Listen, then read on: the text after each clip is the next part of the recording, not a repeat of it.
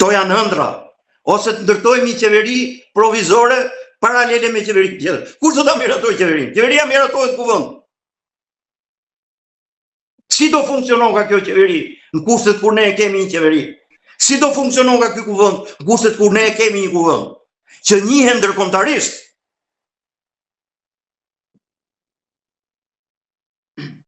Kështu që nëse do të ndiqet rruga e dhunës, për cilën edhe është testuar, Rina si përplasjet disa herë në kuvendin e Shqipërisë me deputetët, heqja e flamurit izraelit e tjerë, jeni sigurt që qytetarët nuk do ta mbështesin.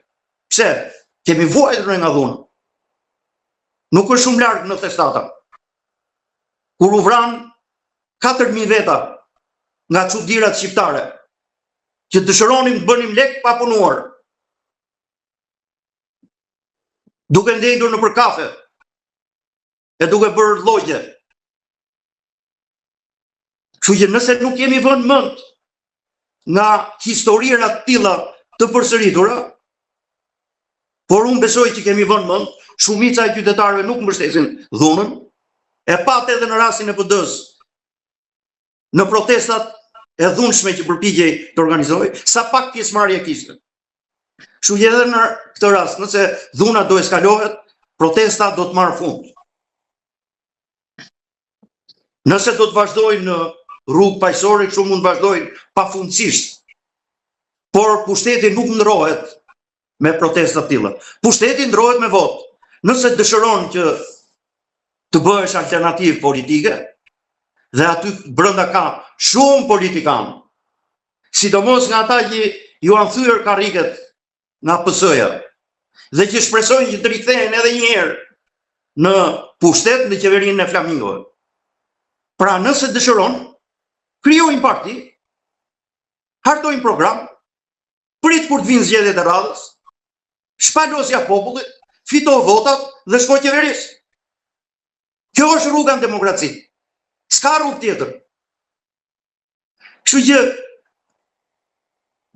unë habitem që nga një herë më thonë që po flet si Edi Rama. S'po flas si Edi Rama, po flas si flet demokracia. Si flasin rregullat, ligjet të pranuara gjërësisht. Zoti Zbao, protestuesit i kanë bërë thirrje SBA-s të BE-s që për mbështetje. Pak mendoni që mund të ketë një reagim nga Shtetet e Bashkuara se Trumpi dhe për kartonin e kuq, sikur shkruani ju, është dieni të çdo gjëje, jo për një shtet antar. Po ju e keni parë as mos prisni gjëra të tilla. Asnjë nga drejtuesit e Bashkimit Evropian, të organizmave flas, pa deputet kështu individual nga ata demokratët përparimtar, nuk e di si e kanë emrin atë gjelbrita, marksistët, si ajo italianja, ata mund vinë privatisht, këtu edhe të bëjnë ashtu si e gjykojnë ata, të dalin në krah të atyre që e gjykojnë ata, por kjo nuk ka asnjë vlerë ndërkombëtare. Dhe të mos harrojmë që kjo protestë ka marrë një zgjerim apo njohje, apo pasqyrim shumë të madh në shtypin ndërkombëtar. Është pikërisht korrenti liberalëve, të majtëve në Evropë, që dëshiron të thyej, jo vetëm në Evropë, por edhe në Shtetet e Bashkuara, që dëshiron të thyej kundër Trumpit në Tiranë. Dhe s'ka arsye pse ne si shqiptar të hyjmë në shkelmat, në mes shkelmave të lojtarëve të mëdhenj. Se ato shkelma do i hanë ne pastaj nga dy palë. Zoti Zbao, po Partia Demokratike në raport me protestën nga nisja e saj, se kishim një qendrim tjetër në nisje, një qendrim tjetër më pas, pra pak nga në këtë rast jam unë që pyes për cilën po do të flas, për atë të fillimit apo këtë mbrapa. PD-ja tani është, për mendimin tim, një subjekt politik që ka humbur drejtimin.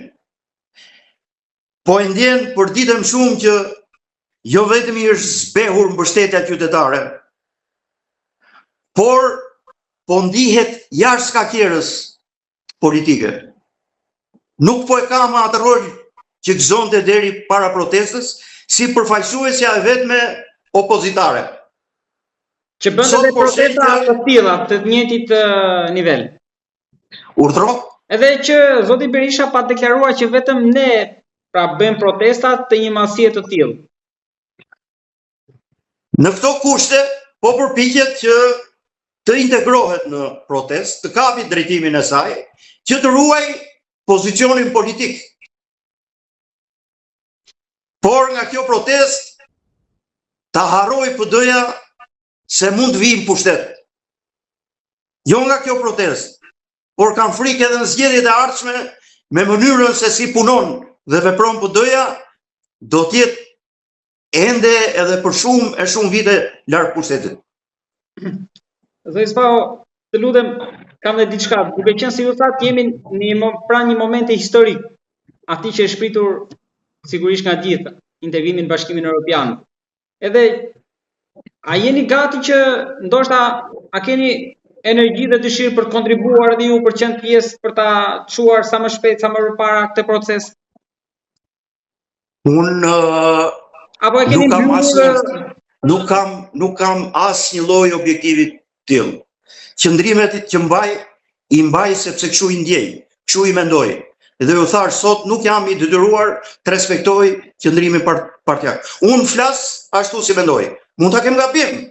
Unë nuk i imponohem njeriu.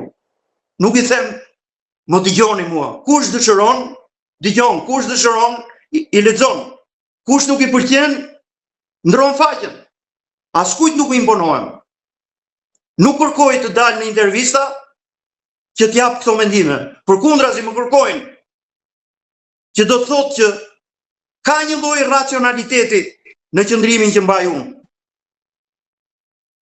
E përjetoj do vazhdoj ta bëj këtë, por nuk kam synime të tilla që të riintegrohem në atë fushë kur unë jam larguar tash. Pra, do i thoni që jo dhe një ofertë nëse ju vinte për këtë lloj racionaliteti? Po as mos keni dyshim. E kam theksuar këtë vazhdimisht. Pra qëndrimet e mia nuk nisen nga llogari të tilla personale, materiale, a ku ta di unë. Janë qëndrime që burojnë nga analiza e dikujt që ka një përvojë politike, jo të shkurtër, dhe që dëshiron ta shprehë mendimin e tij, kaq. Edhe të lutem diçka nga Partia Demokratike, keni kontakte, si keni raportet me ishqyrët tuaj? Tërësisht të shkëputura. Asnjë lloj kontakti, asnjë lloj marrëdhënie. Dhe s'kam për të pasur. Për këtë zgjedhje që u bën fundit të strukturave përveç kryetarit? Zgjedhje të reja, avaz i vjetër. Këshill kombëtar dhe kryesi me njerëz besnik, me zgjedhje nepotike, me njerëz që nuk krijojnë probleme, pa kontribute politike, anonim në tërësi, po flas në tërësi ose për ata që konsiderohen si prurje të reja.